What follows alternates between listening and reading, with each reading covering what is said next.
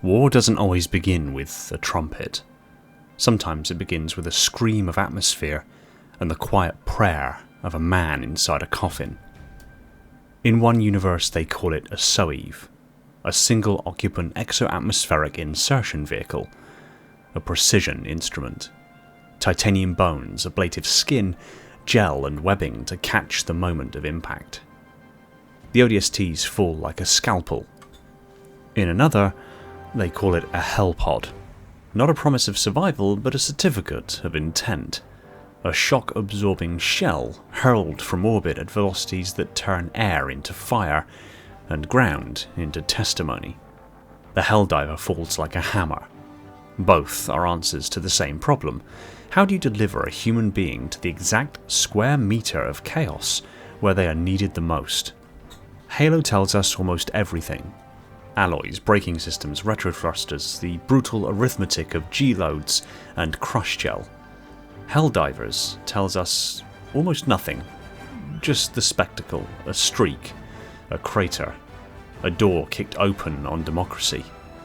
So this is our project. To set the known beside the myth. To take the SOEIV apart rib by rib and use it as a ruler against the Hellpod silhouette.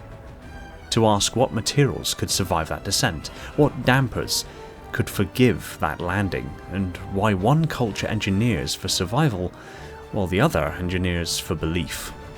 Because the pod is more than a vehicle, it's a rite of passage, a weaponized arrival. Feet first into hell is not the same as feet first into freedom, but they look identical from orbit.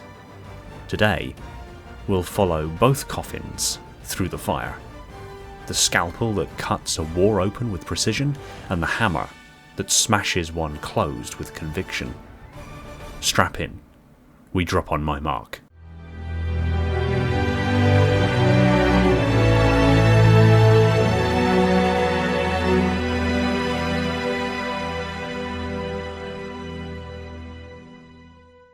Hey everyone, welcome back to Installation 00, and today we're comparing and contrasting two universes. We're comparing Halo, what I'm known for, my bread and butter, and Helldivers. For those of you who don't know, Helldivers have crossed over and collaborated with Halo, and Helldivers now has gear, weapons, and aesthetic Hellpods and walkers that are all styled after the ODSTs, except in Helldivers they're not orbital drop shock troopers, they are orbital democracy support troopers. Now as far as scope is concerned, Helldivers is a much more condensed and contained story. Halo has been going on now for nearly quarter of a century, and thus has huge amounts of lore, and we can dive into the SOEIV drop pods and the ODST's battle armour and find out pretty much every tiny little nitty gritty detail that we need. In fact, I have done exactly that. I have most detailed breakdowns here on the channel that do exactly that, and I will be calling upon them today. Helldivers, proportionally speaking, is a much younger, smaller franchise, and they've left a lot to the imagination, but there's a lot of crossover, as is evident by anyone who plays Helldivers, and the very fact that we now have a crossover of Helldivers and ODST. There is a lot of crossover. So I thought it would be good to have a 3-episode series dedicated to comparing and contrasting the 3 major aspects that are now shared across Halo and Helldivers. The Hellpods, the Helljumpers, Helldivers, and the Halo weapons that now appear in Helldivers. Today we're going to tackle the actual SOEIV drop pods and the Hellpods, compare and contrast, and add substance where necessary to the Hellpods to flesh them out a little bit more, but also to enjoy the fact that Helldivers has entered into the Halo sphere. Design and construction, the scalpel versus the hammer. Let's start with the metal and math of the Hellpod and the SOEIV. So, the SOEIV, what do we know? The ODST drop pod is an engineered compromise between re-entry physics and human survivability. A high-strength frame, think aerospace-grade titanium alloys and structural ribs, supports an exterior of ablative heat-resistant ceramics and composite panels. Orientation jets align the craft into a heat shield forward attitude during re-entry. Deceleration is staged. Atmospheric drag, attitude control, retro rockets for the terminal phase, and a final mercy, a crash couch suspended in crush gel and webbing to spread the kill forces across time and tissue. The hatch is explosive bolted or hydraulically actuated. The pod lands, the door goes, the ODST moves. It still comes with some survivability concerns, but has been engineered to negate most of them. The Hellpod, on the other hand, presents a different situation entirely, and because the lore is still so new, we have to really judge it on what we see and reasoned speculation. The Hellpod presents a faceted cylinder with a door on its upper surface and a reinforced base designed to crater, not cushion. Quoted as being built from the same titanium as the hulls of the super destroyers, beyond this we know nothing about what particular alloy or composite we're dealing with. However, based on what we observe, we see thermal survivability.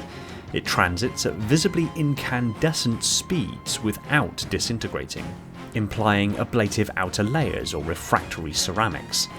The pod consistently survives a ballistic impact hard enough to eject the occupant into a fight, which implies an inner load path, a stiff spine or cage, surrounding crush structures, and the standing plate the Helldiver is locked into is likely mounted on shock isolators.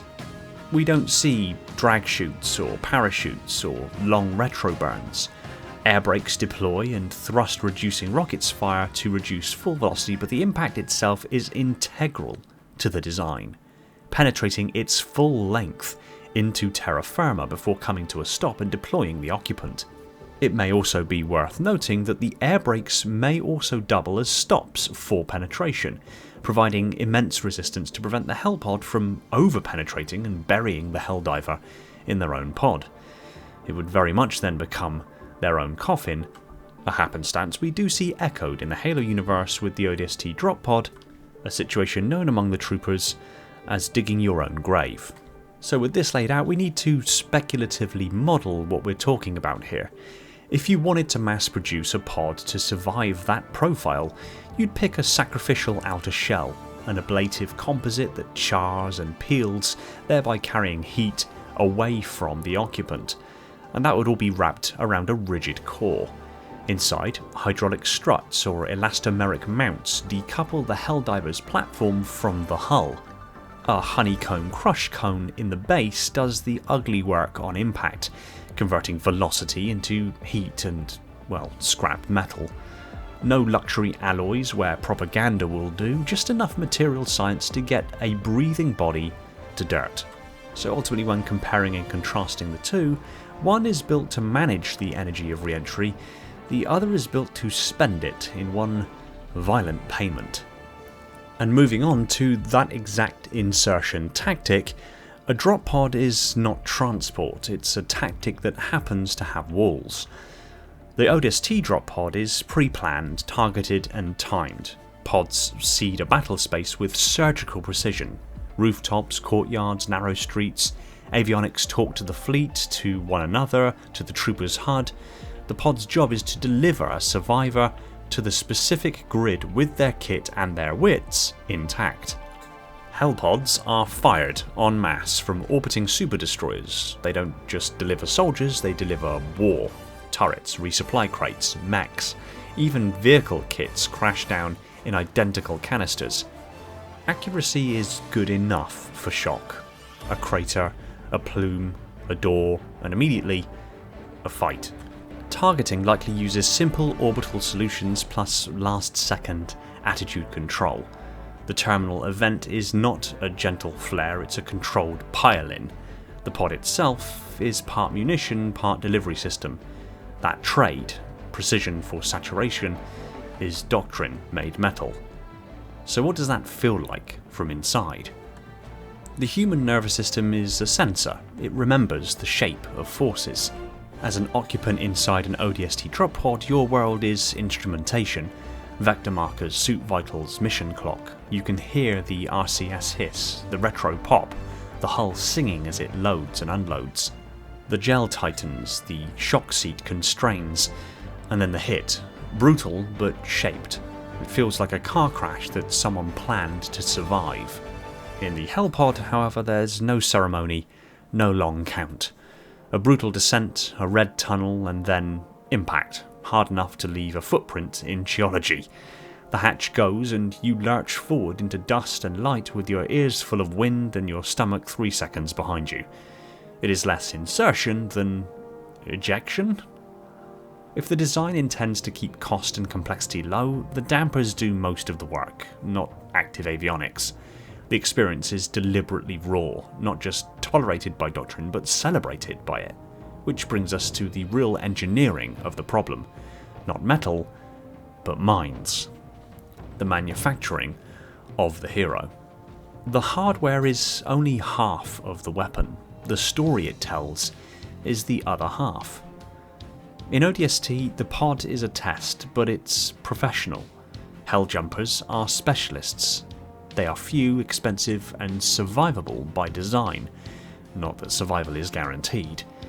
The ritual is competence, feet first into hell, as an oath to precision under impossible conditions. For the Helldiver, the pod is theatre. It's a mass-produced miracle that makes a crater in the world and then fills it with a human shouting about freedom.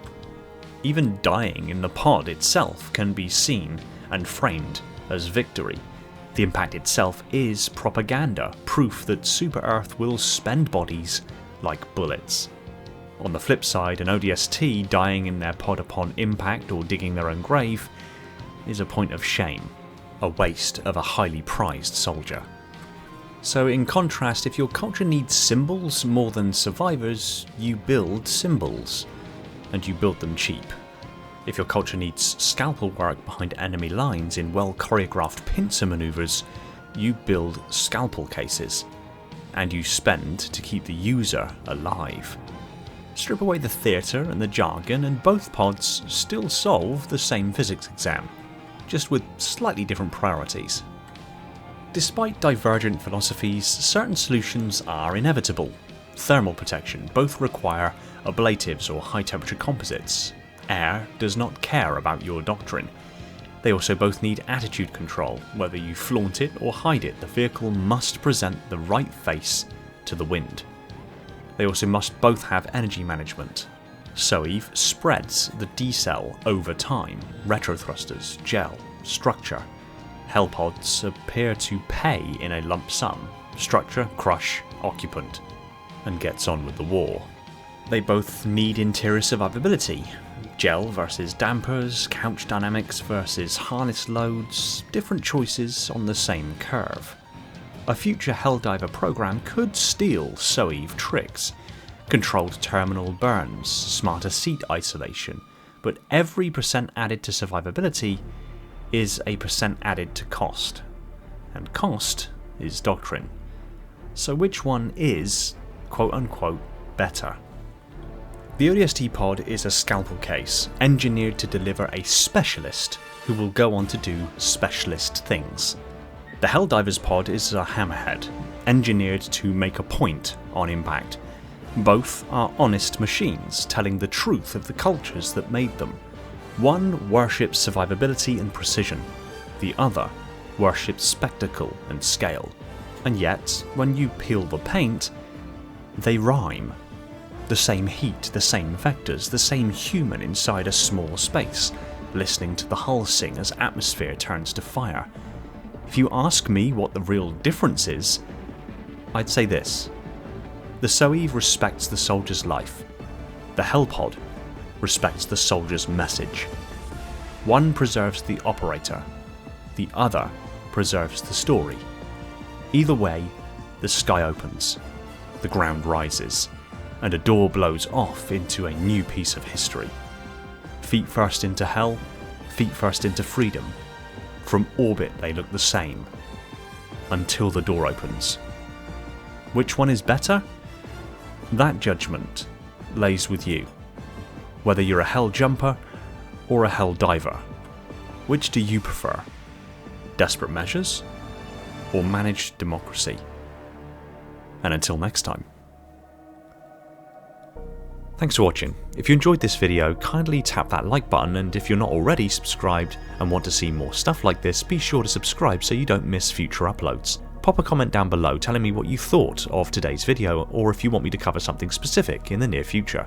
I want to take this opportunity to thank and give shoutouts to my patrons and YouTube supporters, Spartan10148, my singular contender class Ancilla, the triumvirate of mines within my installation's Metarch, Falcon, Jordan and Poseidon, my 7 installation monitors, Sophia, Ashley, Esoteric, Spartan1029, Chris, Orion and Shane, the crush of sub-monitors, Legion, Ryan, Lebrat, Spartan0137, Element 0, J3, Cult, Evermore's, Personal Devil, Scion Esports, Phantasma, Ashton and 191 Shaken Lightbulb, my fleet of Strato Sentinels, my most loyal of Enforcers, and every single one of the awesome people supporting the channel over on Patreon. My Tier 0 Transcendent YouTube members, Spartan137, again, Maury, Jimbo and Balaz, and all other YouTube members keeping my installation functional on that glorious vacuum energy. I cannot thank you all enough. Shout out to John because... And if you like what I'm doing here, consider supporting the channel on one of the support links in the description to net yourself some tasty merch and help keep the channel going. Take it easy everyone, and find peace in the domain.